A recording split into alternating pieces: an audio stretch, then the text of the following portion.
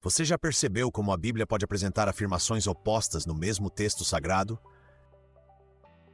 Esses aparentes absurdos desafiam nossa compreensão, convidando-nos a ir além da leitura superficial. Antes de qualquer conclusão, vamos ouvir as vozes dos textos, observando a complexidade das Escrituras e a riqueza das interpretações. Cada pergunta será respondida com imparcialidade, sem buscar desmerecer a fé, mas estimulando o estudo e a reflexão. Neste vídeo, exploraremos mais de 20 contradições bíblicas, examinando perguntas essenciais e apresentando interpretações de ambos os lados, sempre com referências diretas. Preparado para esse mergulho reflexivo? Pergunta: quem trouxe Jesus dos mortos? Uma das questões centrais do cristianismo envolve justamente a fonte dessa ressurreição. Em João 2, 19 e 21, Jesus mesmo declara que ressuscitou a si próprio, assumindo o poder sobre a morte. Em contraste, Atos 2, 32, Gálatas 1, 1 e Colossenses 2, 12 atribuem esse ato diretamente ao Pai Celestial. Agora prossiga para a próxima pergunta. Pergunta: Jesus batizou alguém? A partir de João 3,22, somos informados de que Jesus batizou seus próprios seguidores, reforçando sua autoridade como líder espiritual. Porém, o verso 4,2 do mesmo evangelho sugere que, na verdade, ele não realizava batismos pessoalmente, mas se concentrava no ensino e na pregação. Em seguida, pergunta: Jesus julgará as pessoas? Algumas passagens, como João 5, 22, João 5, 27 e F. Coríntios 5, afirmam que ele exercerá a autoridade de juiz universal. Por outro lado, João 8, 15 e João 12, 47 dizem que Jesus não veio para julgar ninguém, mas para salvar e oferecer perdão. Em seguida, pergunta: se Jesus testifica a si próprio, seu testemunho é verdadeiro? João 5, 31 afirma que o testemunho próprio não seria confiável. No entanto, João 8,14 declara que o testemunho de Jesus é verdadeiro, pois ele conhece sua origem. Essa aparente contradição desafia nossa lógica. Agora, prossiga para a próxima pergunta. Surpreendente, não é? Pergunta: é possível perder a graça de Deus? Hebreus e Pedro 2, 20 e 21 apresentam um alerta de que um crente pode cair e não retornar. Já João 10, 28 e Romanos 8, 38 e 39 garantem que nada pode separar o fiel do amor divino. Vamos analisar a próxima questão. Pergunta: quem enviou o Espírito Santo? Em João 15, 26, Jesus afirma que é ele quem envia o Consolador. Por outro lado, João 14, 26 atribui esse envio diretamente ao Pai. Essas duas declarações levantam dúvidas sobre a relação entre as pessoas da Trindade. Agora prossiga para a próxima pergunta. Pergunta: Jesus contou tudo aos seus discípulos? Em João 15, 15, Jesus declara ter revelado tudo o que ouviu do Pai. Porém, em João 16, 12, ele admite não ter contado tudo ainda, guardando ensinamentos futuros para um momento adequado. Em seguida, pergunta: Pedro perguntou a Jesus onde ele ia. Em João 13, 36, Pedro indaga diretamente sobre o destino do Mestre. Contudo, João 16, 5 parece não registrar essa pergunta, sugerindo outra sequência. Essa variação nos relatos dos evangelhos nos faz questionar a composição das narrativas. Em seguida, pergunta: quantos crentes havia na hora da ascensão? Atos 1, 15 menciona quase 120 pessoas reunidas após a ascensão de Jesus. Entretanto, 1 Coríntios 15, 6 relata que antes de subir aos céus, ele apareceu a mais de 500 irmãos.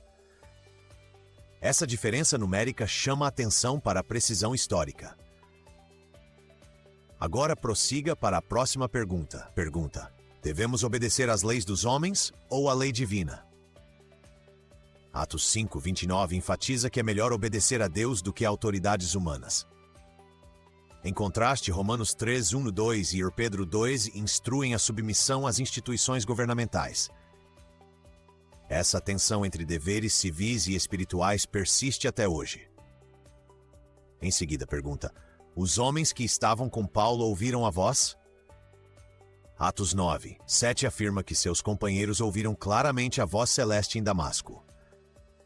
Já Atos 22, 9 relata que ninguém mais ouviu, mas apenas Paulo escutou as palavras divinas. Essa discrepância destaca nuances na trajetória de Saulo. Agora prossiga para a próxima pergunta. Pergunta: mulheres podem ser líderes da igreja? Atos 18, 26 e Romanos 16, 1 mencionam mulheres exercendo papéis de liderança e serviço. Contudo, no Coríntios 14, 34, 35 e Timóteo 2, 11 e 12, proíbem que elas falem ou ensinem publicamente. Essas instruções contraditórias geram debates até os dias de hoje. Em seguida, e então, o que você acha? Pergunta: Abraão foi justificado pela fé ou por obras? Romanos 4:2 exalta a fé de Abraão como base de sua justiça.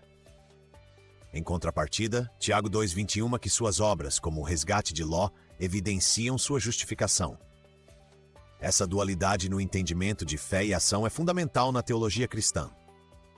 Agora, prossiga para a próxima pergunta. Pergunta: é correto amaldiçoar alguém?